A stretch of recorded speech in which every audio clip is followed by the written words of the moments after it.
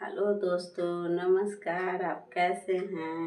आपका Renu Devi YT shorts पे स्वागत है। हम आशा करते हैं कि आप बहुत अच्छे से होंगे और हम भी अच्छे से हैं। और हम ये दूसरा ब्लॉग बना रहे हैं और आपके सामने एक और इंटरेस्टिंग कहानी के साथ हाजिर हुए हैं।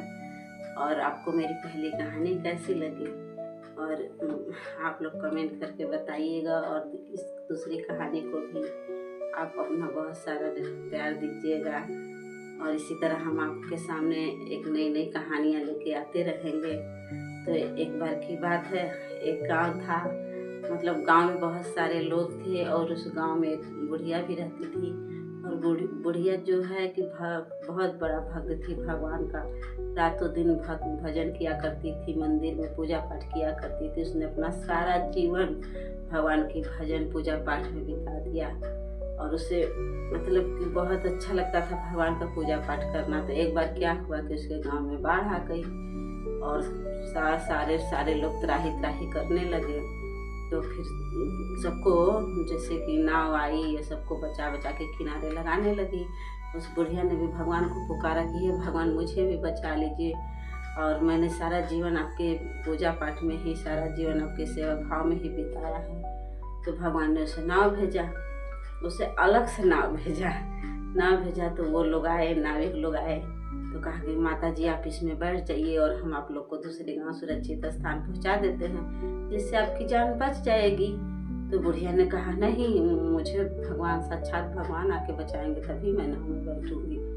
तो फिर ऐसे करते करते सबको किनारे सुरक्षित स्थान पर पहुंचाया जा रहा था। लेकिन बुढ़िया कहाँ, बहुत हटी थी, नहीं बैठी।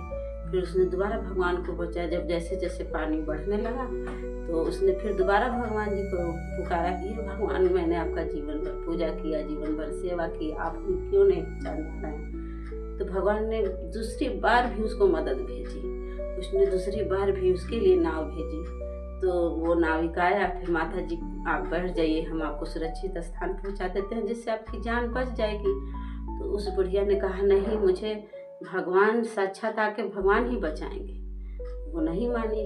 और फिर दूसरी बार भी मतलब नाविक चला के आग्रह करके, लेकिन बुढ़िया नहीं बैठे। इस तरह तीसरी बार भी भगवान जी ने उसके लिए नाव भेजा, लेकिन वो बुढ़िया नहीं बैठी। और ऐसे धीरे धीरे पानी बढ़ने लगा और बुढ़िया डूब के मर गई। जब मर गई तो ऊपर जाती है भगवान के पास। तो भगवान या गुस्से में, बहुत गुस्से में लाल भगवान जी के सामने गई, प्रभु मैंने जीवन भर आपकी सेवा किया, अपना सारा जीवन आपकी सेवा में लगा दिया, आपकी पूजा पाठ सेवा में, भजन में, पर आप मुझे थोड़ा सा बचाने नहीं आ सकते थे?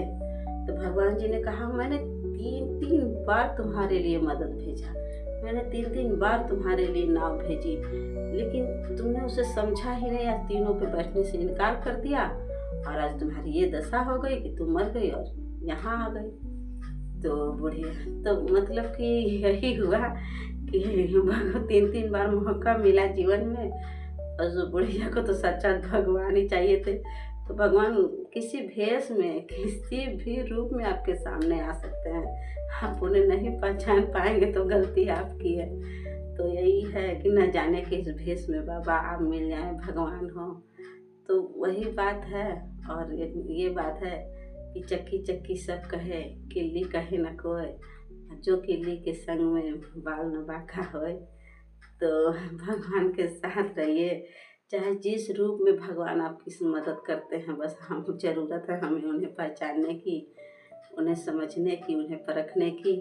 और हम दुनिया की सारी झंझटों में भूल जाते हैं और सामने आया हुआ मौका, साक्षात जो भगवान जी ने मौका भेजा है, उन्हें हम गवा देते हैं और अपना जीवन यूं ही व्यर्थ गवा देते हैं। और एक दिन ऐसा होता है कि ये जीवन शरीर है जो मिट्टी का बना है, मिट्टी में मिल जाता है और हम फिर वहीं के वहीं पहुंच जाते हैं। कुछ समय के लिए हमें मौका मिला है, समय मिला है।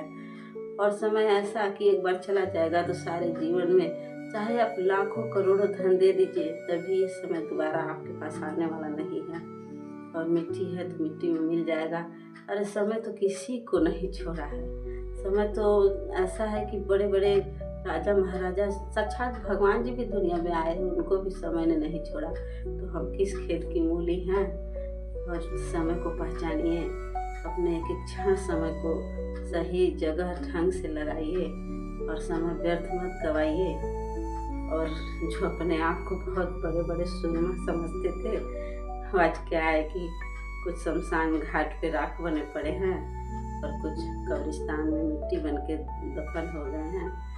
कहीं कुछ नहीं है दोस्तों, कोई घमंड नहीं करिए, कुछ भी नहीं करिए, मिलजुल के रहिए, एकता से रहिए, सबसे प्रेम करिए, आनंद से रहिए, मस्त रहिए और अपने जीवन में खुश रहिए। यही दुआओं के साथ मैं आप लोग से विदा लेना चाहती हूँ। आप लोग का बहुत बहुत धन्यवाद। ये कहानी आपको कैसी लगी हमें कमेंट करके बताइएगा और लाइक करिएगा, सब्सक्राइब करिएगा दोस्तों। आपको बहुत बहुत धन्यवाद।